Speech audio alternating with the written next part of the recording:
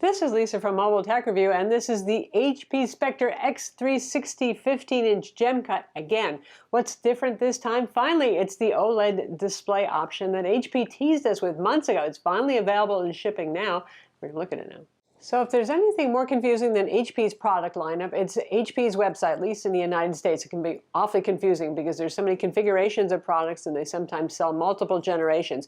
To make it a little clearer for you, with the HP Spectre X360 15-inch gem cut model, the one with the nifty gem cut cutoff corners, there's two basic models to be aware of. The one that we've already reviewed, which is the neat one with the 6-core processor inside an NVIDIA GTX 1050 Ti Max-Q graphics, the powerhouse one, super powerful, does come with a 4K IPS display, and the casing, the design, everything else is the same on it. It's really just the difference of the horsepower. And HP is still offering the model that we now have in terms of CPU and GPU stuff, and they've been offering this for a while, which is the one with Ultrabook CPUs, 15-watt Ultrabook CPUs that are quad-core versus the 45-watt 6-core CPU in that powerhouse model.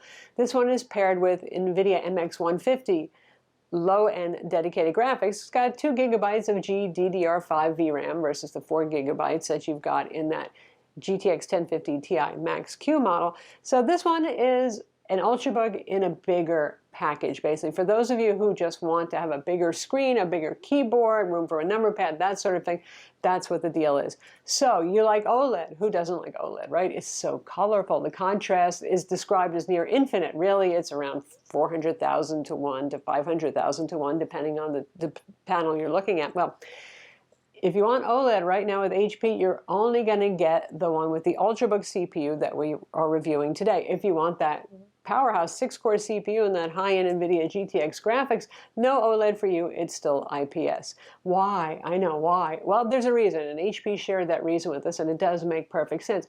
OLED displays consume more power when displaying brighter things like white web pages, your average Word or Excel background, that sort of thing. So, unless you're looking at a blacked out theme and you're blacking out your applications and everything else, you're going to be showing a lot of white doing your everyday productivity work on screen, right? So that hits the battery life pretty hard, as much as 40% in fact. So if you're going with a black background or a dark one and the dark theme, which is how this ships, then you'll get good battery life, and you're looking at mostly, say, videos, which usually are not very bright. There's a lot of darkish areas in videos and all that sort of thing. Then you're doing great for battery life. But if you start doing that everyday productivity stuff, then you wouldn't be with OLED. So if they paired this display with that powerful processor, battery life would have tanked, and one of the hallmarks of the Spectre X360 family is pretty decent battery life. So that means that it's pretty much a wash in terms of battery life if you get the powerhouse one or if you get the OLED model. They're both good for about 6 to 7 hours of use time. And again, it is going to depend on the colors you display. That's another thing. When we reviewed the Alienware M15 with the OLED display, battery life just there. I know some of you said, well, gee, my battery life is much worse. You probably changed away from the black theme that they have and the black background for the desktop and all that sort of thing. So there's that whole long explainer. And there's the drawback with OLED. These days, things like burn-in are pretty well controlled, so you don't really worry so much about your taskbar burning in permanently on the display, stuff like that. So the model that HP provided us on review loan is the one that's available at Best Buy in the United States, and the list price on that is $17.99. Doubtless there's going to be 4th of July sales and whatever holiday is happening near you sales as the year goes on, and you might be able to get it for less money.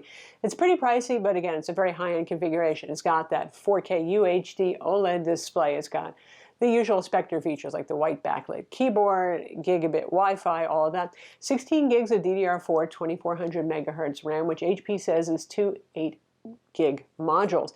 We could not open this up because that means destroying the rubber strips on the bottom, the adhesive, which is always a con with Spectres that they do that. The screws to unscrew it, most of them are under the rubber strips on the bottom, and the adhesive is not reusable, unlike a lot of adhesive feet and stuff you see on laptops. There's a 1 terabyte SSD in here. It's Intel Optane. The benchmark numbers on it are decent. They're not quite as good as, say, the highest end Samsung SSD that you'll see, but there are benefits to Optane. It's pretty good for caching applications that you use frequently for fast launching. So overall, a well-configured product. the ports, everything else is the same as we've seen on the 15-inch Spectre before. It's decent. You got a USB-A port. You have two Thunderbolt 3 ports, which is nice, and those are the full 40 gigabit per second speed on those. You have an HDMI port. You have your headphone jack, of course, and you've got other creature comforts like the Bang & Olufsen quad stereo speakers. So they've got some that are up firing above the keyboard deck and some that are down firing. The idea is because this is a 360-degree convertible, you can put it in a variety of positions and speakers will be firing ambiently somewhere in an appropriate direction so they sound good. As usual with HP Spectres, you get a very wide trackpad and it's still not using Microsoft precision drivers. I find it pretty usable, but I know some of you really boycott anything that doesn't have precision drivers. You also get a pen. You get the pen in the box. You don't have to buy this separately anymore, thank goodness. HP's been doing that for a little while now, and we appreciate that. It's the HP Active Stylus with 2 buttons on it, no eraser on the end. If you want to spend extra, you can buy the HP pen that does have an eraser at the end and is rechargeable via a little included USB-C cable, and I'll talk about that a little bit more in a minute, but this one uses the usual quadruple A battery that you would find with an n-trig pen. This is n-trig technology, 4096 pressure levels. Okay, palm rejection. I always think Wacom AES does a little bit better. That's the competing technology used in some other laptops, but it's decent. You know, you'll have some jittery lines and all that sort of thing. For art, people do make art with n-trig. Surface Pro uses n-trig, for example. It's not up there with Wacom EMR for art, but for note-taking and all that sort of thing, other than the occasional palm rejection glitch, it works pretty well. That optional pen that I talked about, that one, the rechargeable one, supports tilt. Now you have to Bluetooth pair it to the laptop, and I find it's a little bit of a pain, and it seems to drain itself. It's a little convoluted as to how you turn it off to make sure it doesn't drain itself. I believe you really shouldn't have to be doing things like that with the pen. It should just go to sleep by itself. But so let's talk about the display. That's why you're really here. You're probably familiar with all these Spectre features by now, right? Lovely design, beautiful metal casing. I believe it's only going to be available in this brownish color that they've been using for a while. I think they call it dark ash silver with that rough sort of nifty sandblasted finish. I don't think it's going to be in Poseidon blue, but who knows. But anyway, the OLED display. Same Samsung panel that's in the Alienware M15 OLED's going to be the same panel that's going to be in the Dell XPS 15 refresh that's coming out. You get the idea, because Samsung's the only one making OLED displays for laptops right now. And in fact, they took a hiatus for a while. They stopped doing it, but for 2019, they are. So this is what it is, no matter which manufacturer you go with. Now, it is up to the manufacturer as to whether they want to try to calibrate it and how they drive the display with power and brightness, which can affect accuracy with OLED displays. When you give an OLED display more power, there's no backlight there, the little OLED cells all light up, and they light with different colors. So also vibrancy will change a little bit as you go from darker to brighter. It'll be most vibrant most likely when it's the brightest. It is not a very color accurate display. You can see our accuracy graph where lower numbers are better, and this is blowing off the end here. Those colors are all oversaturated. Experientially looking at it, and even from that graph, you can see particularly the reds are not among the most saturated. It doesn't have the Alienware M15's problem of oversaturating reds to the point where they're kind of blooming. So HP did a pretty good job with that, and they maintain a fairly good brightness. They claim 400 nits. They achieve almost that with the display.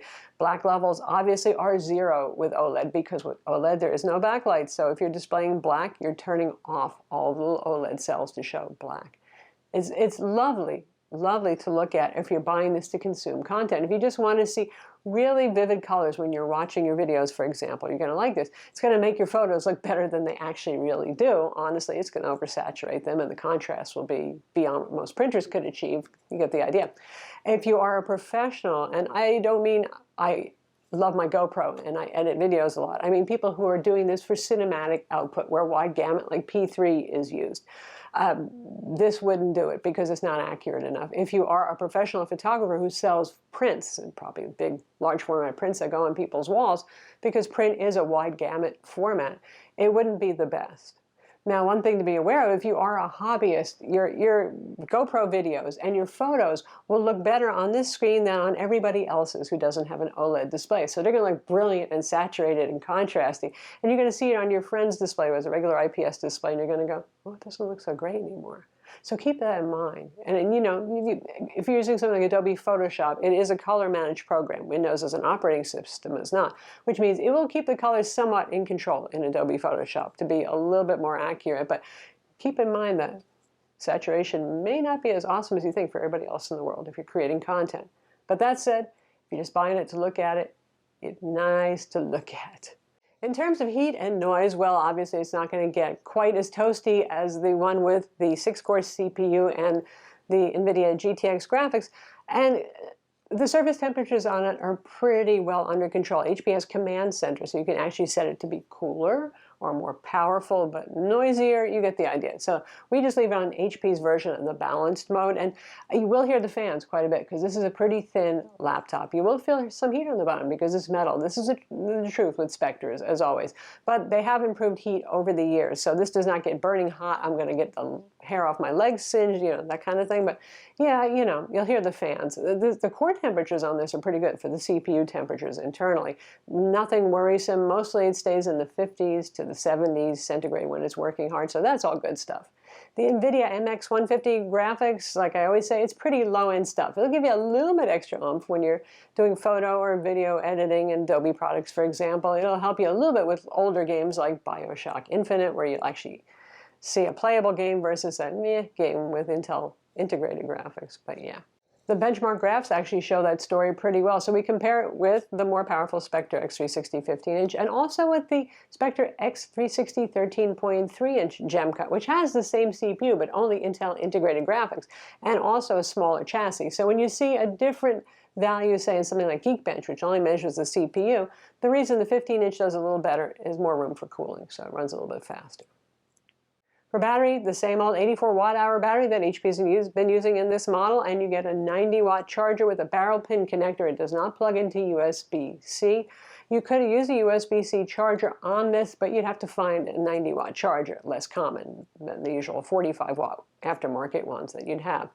Battery life on it, like I said, if you're keeping with the black theme and a darker desktop and you're not showing white Word documents and white web pages for hours on end, then you can do 6 to 7 hours. If you're looking at a whole lot of white content and you're maxing the brightness on this up to, 300, 400 nits, then you're going to see something more like 4 hours. So it really is more use case dependent than average among laptops. So that's the HP Spectre x360 15-inch gem cut. So not the new kid on the block. Everybody knows about this laptop already. Obviously, the thing you're paying the most attention to here is the OLED display. And like I said, it looks like every 15-inch laptop for 2019 that's going to have an OLED display is going to use the same Samsung panel. Color accurate, it's not. So for those of you who are actual literal professionals doing photo and video editing cinematically or for print, will care about this. For the rest of you out there who just want to enjoy really vivid, saturated colors and amazing contrast, you do get that here for a price, obviously. This is a well-configured item, but it's still $17.99 at Best Buy, so it ain't cheap Cheetos either. I'm Lisa from Mobile Tech Review. Be sure to subscribe to our YouTube channel for more cool tech videos and a thumbs up if you like this vid.